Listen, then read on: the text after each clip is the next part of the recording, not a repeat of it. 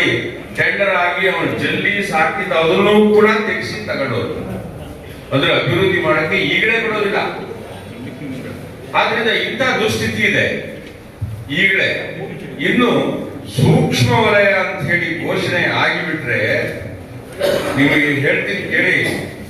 ಮೊದಲನೇದಾಗಿ ನೀವು ಬೋರ್ವೆಲ್ ಹಾಕಾಗಿಲ್ಲ, ಎರಡನೇದಾಗಿ ಬೋರ್ವೆಲ್ಗೆ ಪಂಪ್ ಹಾಕಾಗಿಲ್ಲ, ಶಬ್ದ ಹಾಕ್ಬಿಡುದು. ಯಾಕೆಂದ್ರೆ ಪ್ರಾಣಿಗಳು ಆ ಶಬ್ದಗಳಿಂದ ಗಾಬರಿ ಆಗ್ಬಿಡ್ತವೆ, ಆದ್ರಿಂದ ಶಬ್ದಗಳು ಆಗ್ತವೆ. ಗದ್ದೆಗೆ ಟಿಲ್ಲರ್ ಹಾಕಿ ಸ್ಟಾರ್ಟ್ ಮಾಡಿ ಗದ್ದೆ ಕೂಡ ಹಾಕಿಲ್ಲ. ಗದ್ದೆ ಕೊಯ್ಲು ಅದು ಯಾವುದೋ ಒಂದು ಮಿಷನ್ ಈಗ ಬರ್ತಾ ಇದೆಯಲ್ಲ, ಆ ಮಿಷನ್ ಅನ್ನ ತರಗಿಲ್ಲ. ಹಳ್ಳಿ ಬಾಗಿಲಿಗೆ ಶಬ್ದ ರಹಿತ ಹಾಕ್ಬೇಕು. ರಾಸಾಯನಿಕ ಗೊಬ್ಬರಗಳನ್ನ ನೀವು ಗದ್ದೆಗಳಿಗೆ ಹಾಕಂಗಿಲ್ಲ. ನೀವು ಸಾವಯವ ಕೃಷಿಯನ್ನ ಕಡ್ಡಾಯವಾಗಿ ಮಾಡಬೇಕು. ಮತ್ತೆ ಯಥಾ ಪ್ರಕಾರ ಎಕರೆಗೆ 4 ಚೀಲ ಭತ್ತ ಬೆಳೆಯುವ ಸ್ಥಿತಿಗೆ ನೀವು ಹೋಗ್ಬೇಕು. ರಾಸಾಯನಿಕ ಗೊಬ್ಬರಗಳನ್ನು ಉಪಯೋಗ ಆಗಿಲ್ಲ. ನಿಮ್ಮ ಊರಿನ ರಸ್ತೆಗಳಿಗೆ ಡಾಂಬರೀಕರಣ ಮಾಡಬೇಕು ಅಂತ ಸರ್ಕಾರದಿಂದ ಹಣ ಮಂಜೂರಾದ್ರೆ ಅದು ಟಾರ್ ರಸ್ತೆಯನ್ನು ಮಾಡೋ ಹಾಗಿಲ್ಲ. ನಿಮ್ಮ ರಸ್ತೆಗಳನ್ನು ಅಭಿವೃದ್ಧಿ ಮಾಡುವ ಹಾಗಿಲ್ಲ. ಮತ್ತೆ ಇದೆಲ್ಲವೂ ಮೀರಿ ಚಲನವಲನಗಳಿಗೂ ಕೂಡ ನಿರ್ಬಂಧ ಇದೆ. ಜಾನುವಾರುಗಳು ಕಾಡಿಗೆ ಹೋಗುವಾಗಿಲ್ಲ. ನೀವು ಕಾಡಿಗೆ ಜಾನುವಾರು ಹುಡ್ಕೊಂಡು ಹೋದ್ರೆ ನಿಮ್ಮನ್ನ ಗುಂಡಿಕ್ಕಿ ಕೊಲ್ಲರೂ ಕೂಡ ತಪ್ಪೇನಿಲ್ಲ. ಮೊನ್ನೆ ಆಗಿದೆ ಇಲ್ಲಿ ಚಾಮರಾಜನಗರದಲ್ಲಿ. ಈ ಸ್ಥಿತಿ ಬಂದಿದೆ. ಜೇಬಲ್ಲಿ ಬೀಡಿ ವ್ಯಕ್ತಿ ಪಟ್ಟ ಇಟ್ಕೊಂಡು ರಸ್ತೆ ಬಿಟ್ಟು ಅಡ್ಡ ಆ ಪ್ರದೇಶಗಳಿಗೆ ಹೋಗಂಗಿಲ್ಲ. ಹೋದ್ರೆ ನೀವು ಕಾಡಿ ಬೆಂಕಿ ಹೆಚ್ಚಕ್ಕೆ ಬಂದ್ರಿ ಅಂತ ನಿಮ್ಮ ಮೇಲೆ ಕೇಸ್ ಹಾಕ್ಬೋದು. ಈ ರೀತಿಯ ನಿಬಂಧನೆಗಳು, ನಿರ್ಬಂಧಗಳು ಗ್ರಾಮದಲ್ಲಿ, ಗ್ರಾಮ ಜೀವನ ಏನಾಗುತ್ತೆ ಹೇಳಿ.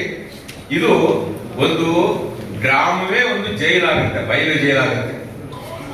ಇಡೀ ನಮ್ಮ ಪಶ್ಚಿಮ ಘಟ್ಟಗಳ 30% ಇರುವಂತಹ ಗ್ರಾಮಗಳಲ್ಲಿ ನಮ್ಮ ಹಳ್ಳಿಗಳು 1449 ಹಳ್ಳಿಗಳು. ಅದು ಒಂದೇ ಅಲ್ಲ, ಅದ್ರ ಸುತ್ತ 10 ಕಿಲೋಮೀಟರ್ ಇರೋ ಬೇರೆ ಹಳ್ಳಿಗಳು ಕೂಡ ಬರ್ತಾವೆ. ಅವು ಕೂಡ ಒಂದು ಬಯಲು ಜೈಲಿನ ರೂಪದಲ್ಲಿ ನಾವು ಪ್ರತಿಯೊಂದಕ್ಕೂ ಅರಣ್ಯ ಇಲಾಖೆಯವರ ಅನುಮತಿ ಕೇಳಿ, ಪ್ರತಿಯೊಂದಕ್ಕೂ ಕೂಡ ಅವರ ನಿಬಂಧನೆಗಳನ್ನ ಎದುರಿಸ್ತಾ ನಾವು ಬದುಕಬೇಕಾದಂತ ಪರಿಸ್ಥಿತಿ ನಿರ್ಮಾಣ ಆಗುತ್ತೆ.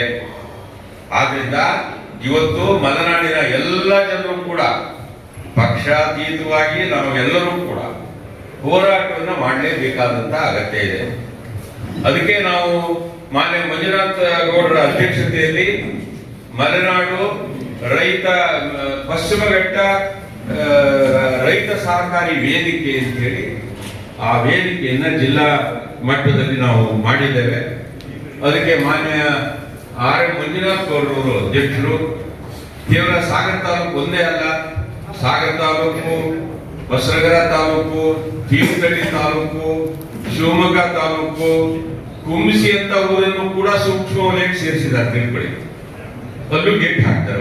ಹತ್ರ ದಾಟಬೇಕಾದ್ರೆ ಅಲ್ಲ ನಿಮ್ ಕಾರ್ ನಿಲ್ಲಿಸಿ ಯಾಕೆ ಹೋಗ್ತೀವಿ ಅಂತ ಹೇಳಿ ಬರಕ್ ಕೊಟ್ಟು ದಾಟಬೇಕು. ಕುಂಸಿಯಿಂದ ಶಿವಮೊಗ್ಗ ಹೋಗ್ಬೇಕು.